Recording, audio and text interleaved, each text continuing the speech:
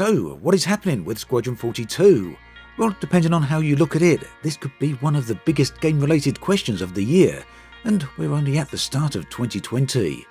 As things stand right now, there are two pertinent questions that we apparently do not have an answer to. The first is when Squadron 42 will be released, and the second is how Squadron 42 will be released. Now, before we delve too deeply into this subject, I want to address a number of things up front for the sake of clarity. This video will focus in a large part on the recent court filing against CIG by CryTek, and ultimately this really isn't something that I wanted the video to be about. However, it's unfortunately unavoidable as the court case gets to the crux of the issue that I want to address here.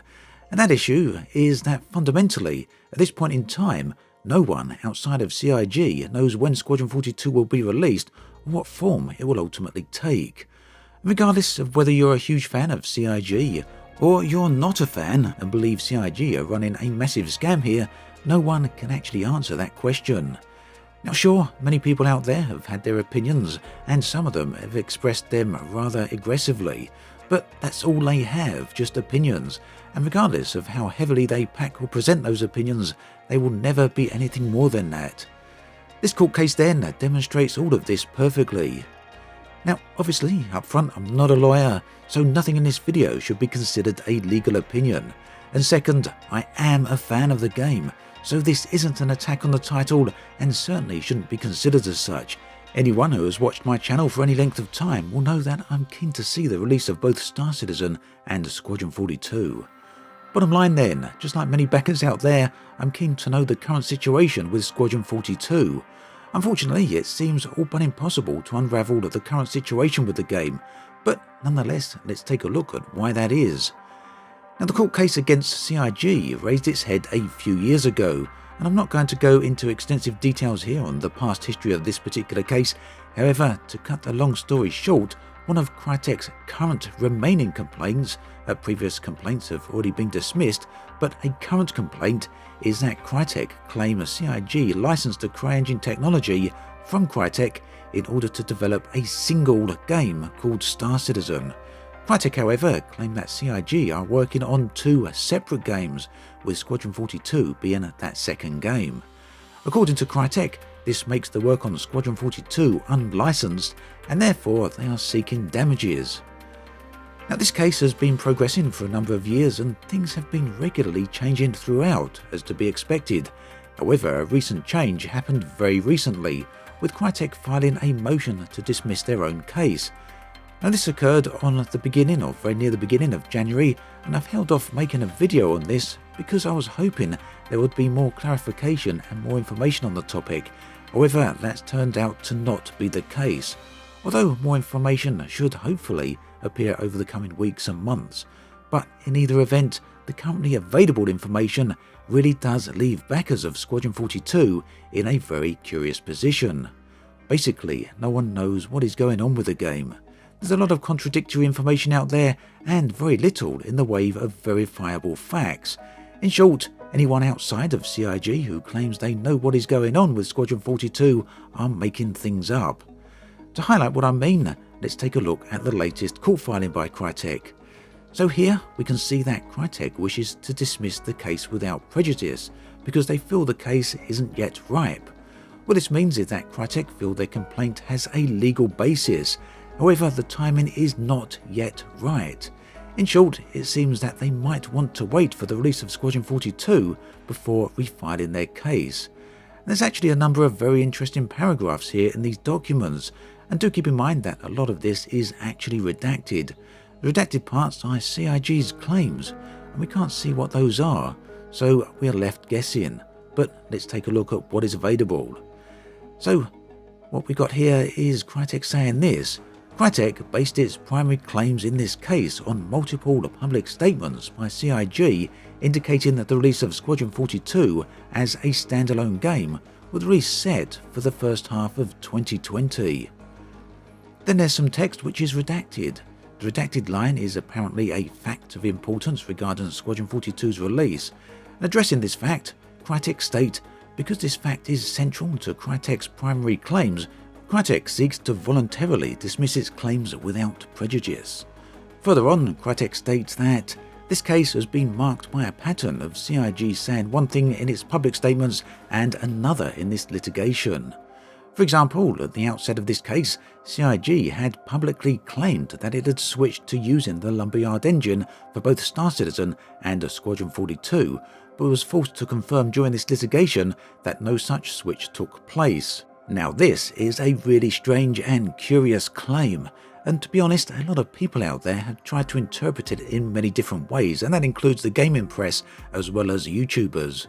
Now what we do know is that CIG have said many times that they have switched to Lumberyard engine, and indeed Star Citizen actually shows a Lumberyard branding. However, CryTek now, in an official document addressed to the courts, are claiming that CIG have admitted an engine change didn't take place.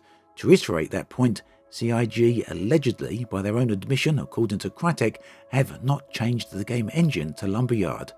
But where did CIG state this? Now, from the best I can tell, CIG have stated that Squadron 42 is built on CryEngine 3.6.4, and CIG's official court documents directly state this and admit that CryEngine 3.6.4 is directly embedded into Squadron 42. And again, that is just my interpretation, but the claim that Squadron 42 is built on CryEngine 3.6.4 is made directly by CIG, and CIG have told this to the courts. Of course, things behind the scenes may have changed, but from the information publicly available that has been addressed to the courts, this is how things stand as best as we can see it. Now, what could be the real point of contention here is that Amazon Lumberyard is based on CryEngine 3.8, and we can see that fact right here in the official images provided by Amazon themselves, and you can see the source of that in the video description.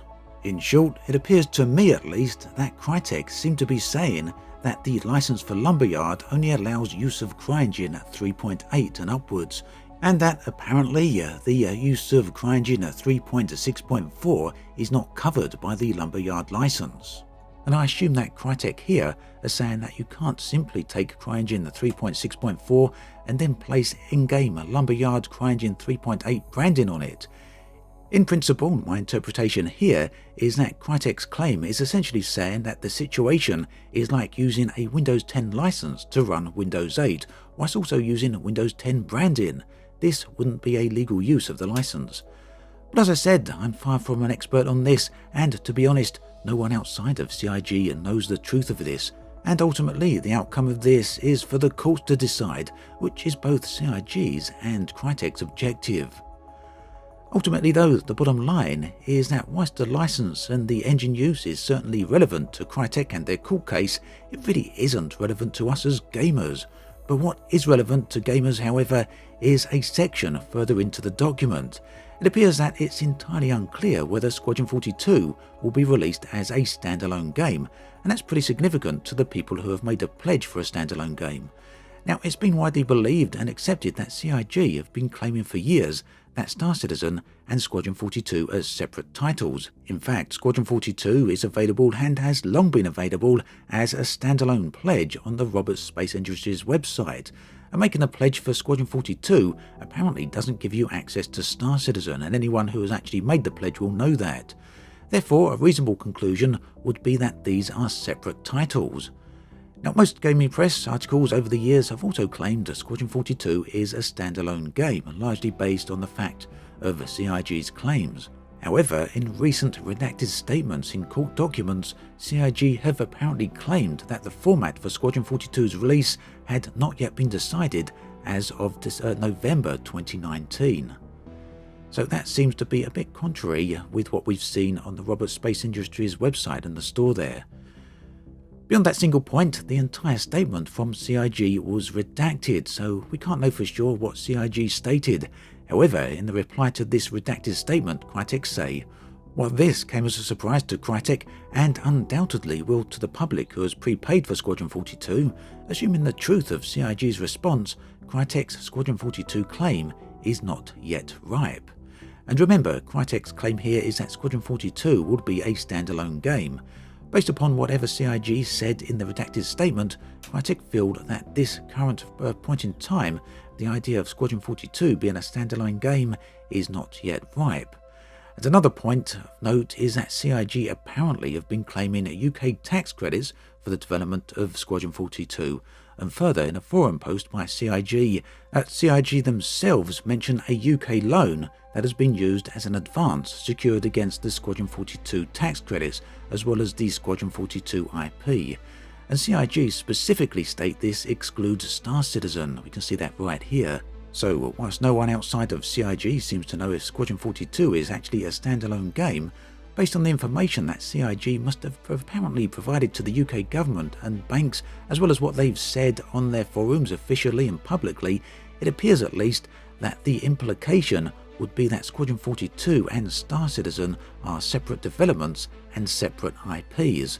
Not to mention the $46 million counter investment which CIG claimed had been earmarked and set aside for the marketing and release of Squadron 42, not Star Citizen. So what's going on here? We're really back to the start of the video. Well, that really is the question. And for many people, it's a question that is very difficult to answer for all of the reasons that I've mentioned so far. It appears there's no clear picture. In short, it has put the state of Squadron 42 very much up in the air, calling into question some very fundamental things. And it's only natural that it would lead to speculation on the internet amongst people who are just observing, as well as from backers themselves. Is Squadron 42 no longer going to be a standalone game? Is it somehow going to be integrated into Star Citizen? Why do CryTek feel that the public are going to be surprised about whatever form Squadron 42 is eventually going to take?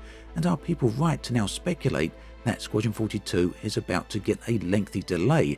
And there's also speculation, perhaps rightly or wrongly, that maybe Squadron 42 is going to take an appearance on consoles. Now, it's worth keeping in mind at this point that CIG should be issuing a roadmap update to Squadron 42 pretty soon now, so that, hopefully at least, will begin to paint a clearer picture of where things stand with the game. Now, in my previous video on Squadron 42, we saw that, based on the current roadmap, it's likely there's going to be at least a delay of up to 6 months and maybe more. However, all of that is still currently speculation.